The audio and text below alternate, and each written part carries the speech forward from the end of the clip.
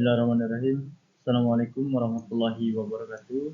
Perkenalkan, nama saya Ferdi Hasan dengan NIM J1B023-174 di kelas tab 2. Jadi di sini saya ingin menjelaskan tentang pengaruh jarak tanam dan jumlah tanaman per lubang terhadap hasil kangkung darat. Baik, di sini latar belakang. Produksi kangkung darat di petani masih rendah, rata-rata 8 ton per hektar. Dan juga menurut Inggah dan kawan-kawan pada tahun 2015, produksi kangkung potensinya hasil mencapai 25 ton per hektar. Dan petani masih menggunakan metode sebar benih, jarak tanam dan jumlah tanaman per lubang belum diatur optimal.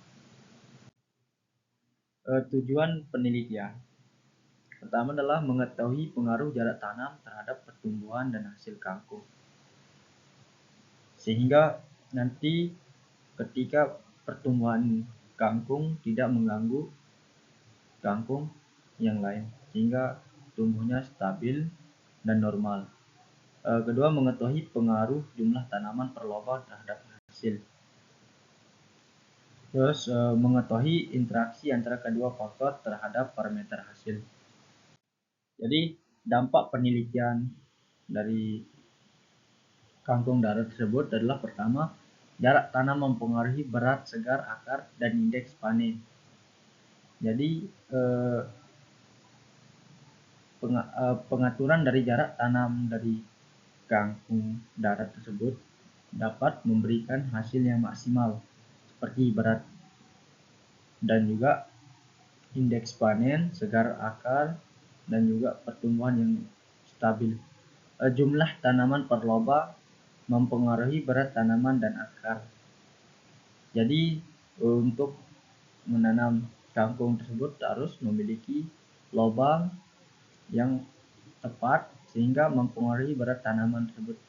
Ketiga adalah pengaturan yang tepat meningkatkan efisiensi penggunaan lahan dan benih sehingga dapat mengoptimalkan lahan dan juga benih tidak berlebihan secara penanaman kangkung darat tersebut.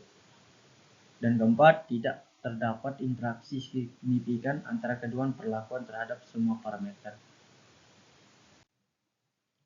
Strategi dan implikasi. Yang pertama adalah mengatur jarak tanam dan populasi secara tepat.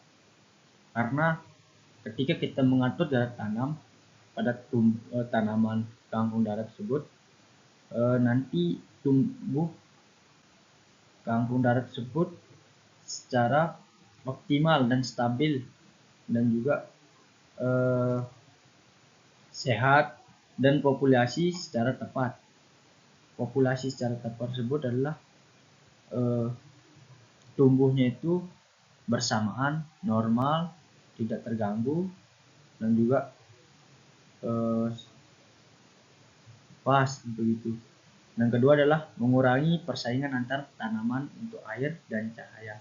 Ketika kita melakukan jarak tanam, maka kita dapat mengurangi persaingan antara penggunaan air dan cahaya. Karena ketika pengaturan jarak tanam tidak tepat, maka banyak nanti terjadi ketika pertumbuhan kangkung darat tersebut berhimpitan, sehingga yang terhimpit tidak mendapatkan cahaya maupun mendapatkan air. Yang ketiga adalah memaksimalkan hasil tanpa menambah input berlebih. Ya, contohnya memaksimalkan hasil tanpa menambah input berlebih. Contohnya ketika kita menanam sesuatu, standarnya air itu 5%, maka kita tidak boleh menambah 10% sehingga mengganggu tanaman tersebut ketika berkembang. Oke, next. Baik, di sini kesimpulan. Yang pertama adalah jarak tanam dan jumlah tanaman per lubang berpengaruh terhadap hasil kangkung. Ya, betul sekali, karena pengaruh dari jarak tanam tersebut membuahi hasil yang sangat optimal dan stabil. Dan kedua adalah perlakuan terbaik tergantung kondisi dan tahap pertumbuhan tanaman. Ya betul sekali. Jadi perlakuan terbaik tergantung kondisi dan tahap pertumbuhan tanaman. Ya, seperti pemberian eh, pupuk, seperti pemberian cahaya dan juga air. Dan ketiga adalah kombinasi tidak menunjukkan interaksi signifikan tetapi masing-masing berpengaruh nyata. Terus keempat adalah diperlukan penerapan strategi budidaya berbasis hasil penelitian untuk efisiensi. Yang tadi itu, yang dimana hasil penelitian tersebut memberikan dampak terhadap tanaman kangkung darat yang sangat segar dan juga baik. Oke, terima kasih. Mungkin ini saja yang dapat saya ucapkan, yang dapat saya utarakan tentang penjelasan mengenai tanaman kangkung darat. Mohon maaf yang sebesar-besarnya kalau ada kata yang salah dan kurang tepat, mohon dimaklumi dan juga mohon didengarkan. Ya, terima kasih. Wassalamualaikum warahmatullahi wabarakatuh.